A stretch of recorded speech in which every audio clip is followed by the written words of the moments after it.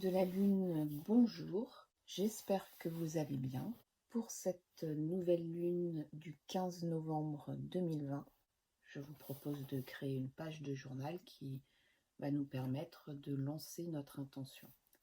Comme toujours, je m'inspire de l'analyse de mon amie Vanessa Chamonal, même si ce par quoi je vais commencer n'a peut-être rien à voir, je ne sais pas. Je prends un crayon Stabilo All qui se dilue à l'eau et je vais tracer ma main sur la gauche, le contour de ma main. Donc sur la gauche le contour et sur la droite avec de la peinture acrylique rouge, je vais peindre la paume de mon autre main pour en faire l'empreinte. Ensuite, je vais faire comme un cadre en doré avec de la peinture acrylique. Le temps que ça sèche et puis ensuite que je colle un adhésif pour qu'au final ça me fasse un cadre doré. Je vous montre mon inspiration.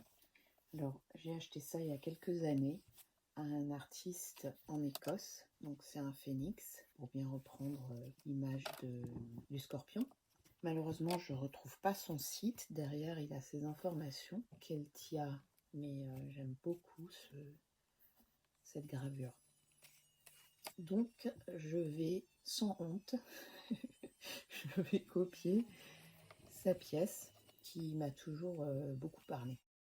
Ensuite, je vais asperger ma page avec de l'encre bleue pour signifier l'aspect haut du scorpion.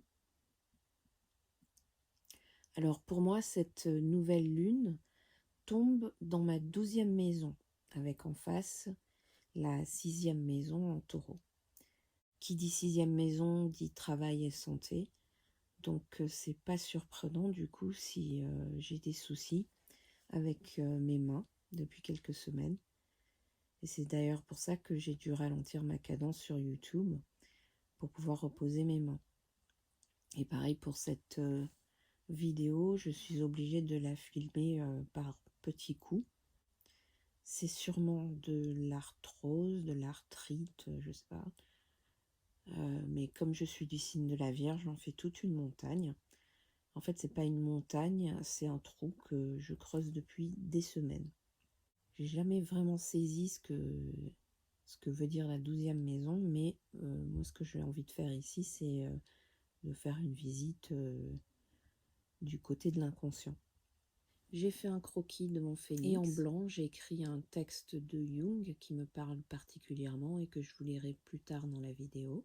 Et je repasse les contours du phénix avec un marqueur noir. Avant, quand on me demandait de quel sens je pourrais jamais me passer, je disais toujours les yeux. Mais là, je réalise en fait que c'est les mains. Sans mes mains, c'est assez déprimant, quoi. Je vais parler du cheminement qui se passe dans ma tête pendant que je suis en train de créer cette page. C'est un peu comme une toile où je passe d'un élément à l'autre. Il y a plein d'éléments qui sont liés. Ma situation avec mes mains me fait penser tout d'un coup à un cours sur le zen et le romantisme que j'avais suivi dans les années 90. La position du prof, c'était que le zen, le romantisme et le postmodernisme, c'est la même chose. Bref, il nous avait donné un koan sur lequel on devait faire un commentaire. Et le mien de koan parlait d'une femme qui avait deux âmes. L'une qui est toujours malade et l'autre avec une vie géniale. Et le koan à la fin demandait laquelle des deux âmes était sa véritable âme. Pour le koan, j'avais parlé de cette illustration que vous connaissez sûrement. Vous savez, c'est une image en noir et blanc où on a deux profils en noir qui forment la forme d'un vase en blanc. J'avais parlé de comment on ne peut pas voir et les profils et le vase en même temps, et aussi comment on ne peut pas voir l'un sans l'autre. Tout comme il n'y a pas de vie sans mort, ni de mort sans vie. Tout comme on ne peut pas voir la lune sans le soleil. C'est d'ailleurs pour ça qu'on a une nouvelle lune, puisque la lune cache le soleil. Alors j'ai décidé d'utiliser des peintures métalliques en aquarelle avec l'argenté qui représente la lune et le doré qui représente le soleil. On dit que le corps ne ment jamais. Peut-être que sans les douleurs dans mes mains, j'aurais pas réalisé à quel point j'ai besoin de m'exprimer. Je sais pas si vous entendez les feux d'artifice, c'est Diwali. Du coup, ça me fait penser à ce que je répète souvent à mon fils qui est Scorpion. Drama or magic, you choose. Ça me ramène à la symbolique du phénix qui renaît des flammes. Et je pense qu'il faut que je meure en fait, symboliquement évidemment. Il y a certains trucs dont j'ai commencé à prendre conscience il y a 5-6 ans qui m'affectent hyper négativement et il faudrait que j'arrive à les laisser derrière moi ou si on reprend la symbolique du phénix, que ça brûle dans les flammes pour que je puisse justement renaître. C'est ce que je cherche à explorer ici. Si j'entoure tout de noir, c'est pour que le négatif révèle un phénix. Comme je disais tout à l'heure, j'ai du mal à comprendre ce qui se passe dans la maison 12. Ça me fait l'effet du 7 de coupe pour ceux qui connaissent cette carte du tarot. J'ai oublié d'appuyer sur enregistrer, mais en gros ce que j'ai fait, c'est qu'en suivant le coup du phénix, j'ai peint un cercle en argenté, j'ai utilisé de l'aquarelle et ensuite avec de l'acrylique noir, j'ai recouvert tout ce qu'il y avait autour, à part les plumes de la queue du début. J'aimerais qu'on voit mieux le phénix, donc avec de l'eau, je dilue un petit peu l'aquarelle et puis je joue aussi avec mon pinceau pour faire des espèces de marques. Vous avez vu l'effet que ça fait quand on passe un coup de pinceau? J'ai l'impression de faire de la magie. Assez génial.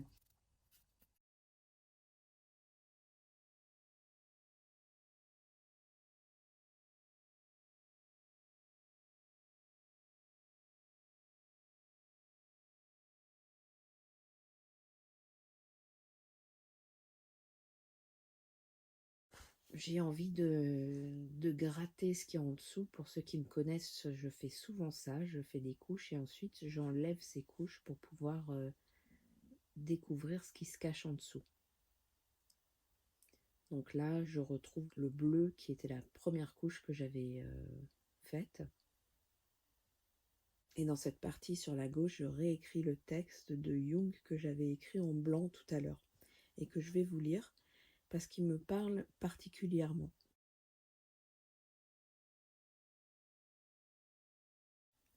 C'était la nuit, à un endroit inconnu. Je n'avançais qu'avec peine contre un vent puissant soufflant en tempête. En outre, il régnait un épais brouillard. Je tenais et protégeais de mes 2 mains une petite lumière qui menaçait à tout instant de s'éteindre. Or, il fallait à tout prix que je maintienne cette petite flamme. Tout en dépendait. Soudain, j'eus l'impression d'être suivie. Je regardai en arrière et perçus une gigantesque forme noire qui avançait derrière moi. Mais au même moment, j'avais conscience que, malgré ma terreur, sans me soucier de tous les dangers, je devais sauver ma petite flamme à travers nuit et tempête. Voilà, il est incroyable ce rêve de Jung et je m'y identifie grave.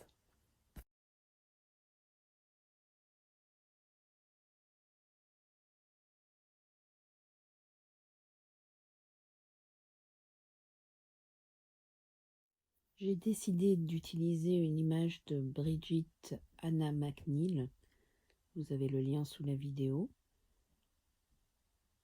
que je découpe et positionne, recoupe. Donc je cherche comment l'intégrer dans ma page. J'aime beaucoup l'intensité de son expression, mais aussi la complexité. C'est-à-dire qu'elle n'est pas juste une chose. J'aime beaucoup regarder cette peinture.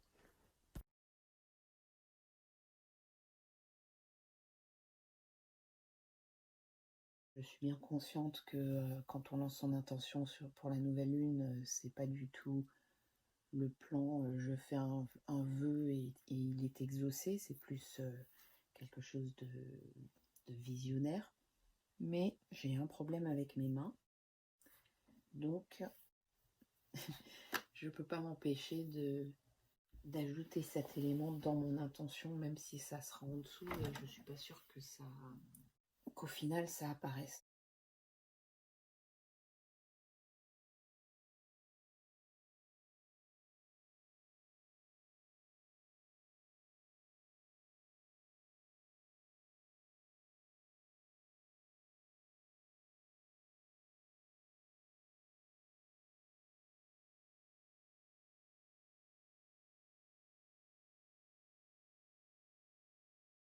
J'ai oublié d'enregistrer, mais j'ai utilisé de l'aquarelle marron pour peindre entre les feuilles.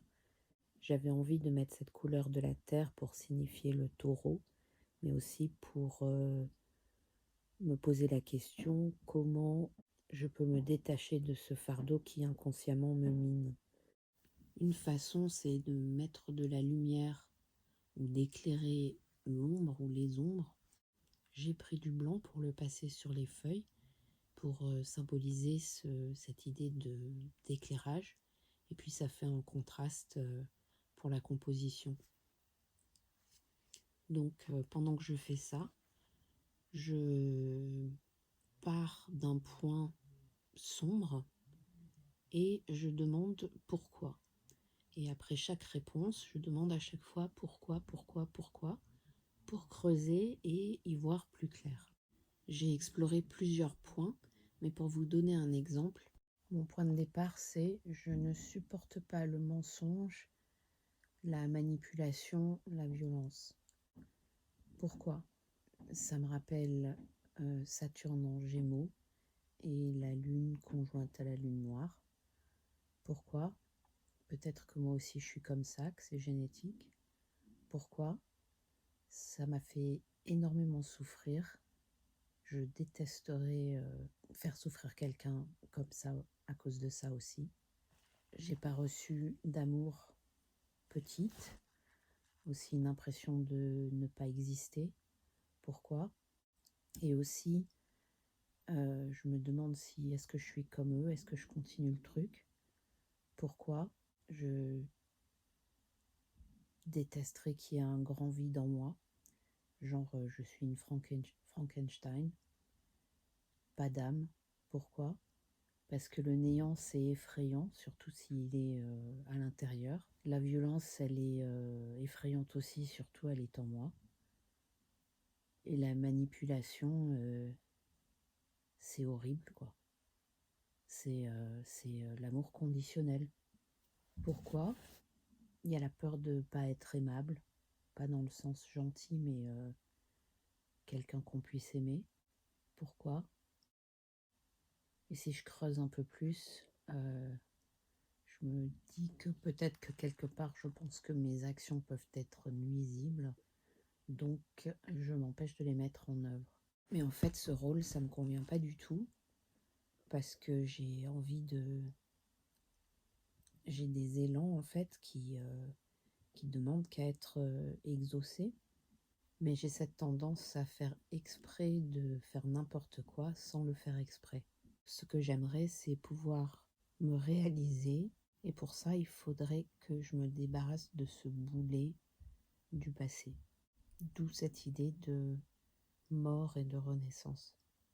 Pour finir ma réflexion, je vais passer du marron, donc la maison du taureau, à l'argenté.